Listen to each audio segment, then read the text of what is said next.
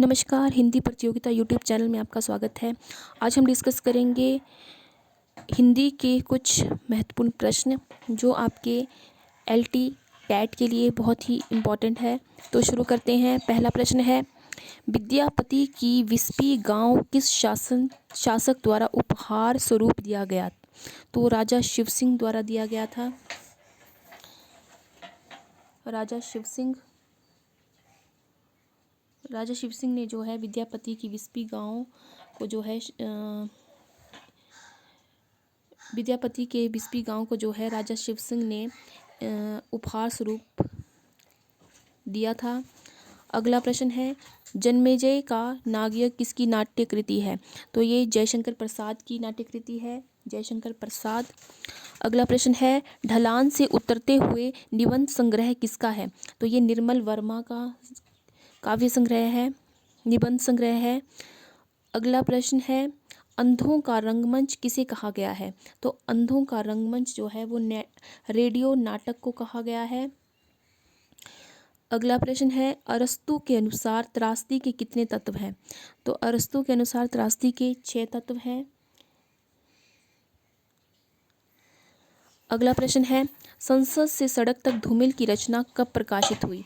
तो संसद से लेकर सड़क तक जो है वो धूमल जी की रचना है। तो ये 1972 में प्रकाशित हुई थी। अगला प्रश्न है, कश्मीर की सुषमा किस कवि की काव्य रचना है? तो वो औधु पाठक की काव्य रचना है, कश्मीर की सुषमा। अगला प्रश्न है, भक्ति काल का समय कब से कब तक माना गया है? तो ये 1375 से 1700 तक माना गया है भक्ति काल का समय। अगला प्रश्न है, लहरों के राजहंस किसका नाटक है? तो लहरों के राजहंस मोहन राकेश जी का नाटक है, मोहन राकेश।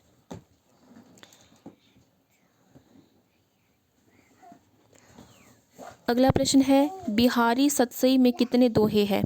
तो बिहारी सतसई में 719 दोहे हैं। अगला प्रश्न है, नहीं पराग नहीं मधुर मधुबाला प्रसिद्ध दोहा बिहारी ने किस राजपूत राजा के लिए लिखा था? तो वो मिर्जा राजा जयसिंह के लिए लिखा गया था। अगला प्रश्न है, कलगी बाजरे की किसका काव्य संग्रह है? तो ये अज्ञेय जी का काव्य संग्रह है, अज्ञेय जी इसका सही आंसर है।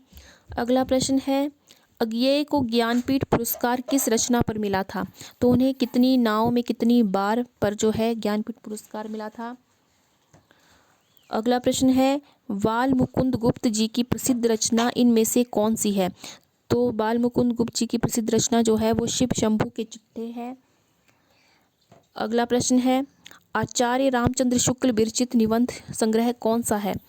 तो वो चिंतामणि है, निबंध संग्रह।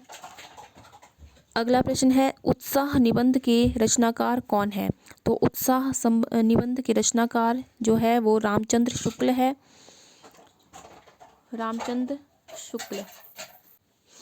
अगला प्रश्न है, अलंकार को काव्य की आत्मा किसने कहा है? तो अलंकार को काव्य की आत्मा जो है वो भामहू ने कहा है। अगला प्रश्न है, आदिकाल की समय सीमा कब से कब तक मानी जाती है? तो आदिकाल की समय सीमा 1050 से 1375 तक मानी गई है। अगला प्रश्न, रानी केतकी की कहानी किसकी रचना है? तो रानी केतकी की कहानी इंशा अल्लाह खान की रचना है। अगला प्रश्न है, हिंदी साहित्य में नाटकों का वास्तविक आरंभ किस काल से हुआ? तो हिंदी साहित्य में नाटकों का वास्तविक आरंभ जो है वो भारतेंदु काल से हुआ था। अगला प्रश्न है, प्रेम के पीर के प्रचारक कवि किसे माना जाता है? तो प्रेम के पीर के प्रचारक जो है वो जायसी जी को माना गया है। अगला प्रश्न, निर्गुण भक्ति शाखा में किसे माना जाता है? जो निर्गुण भक्ति शाखा में जो है वो संत काव्य धारा आती है।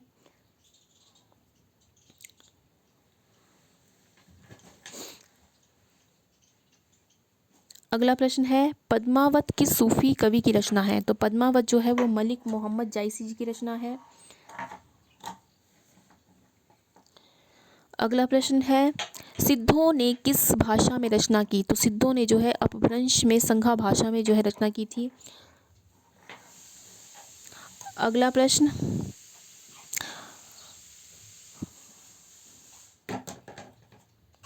दरियाई घोड़ा कहानी के लेखक कौन है? तो दरियाई घोड़ा कहानी के लेखक जो है वो उदय प्रकाश जी हैं।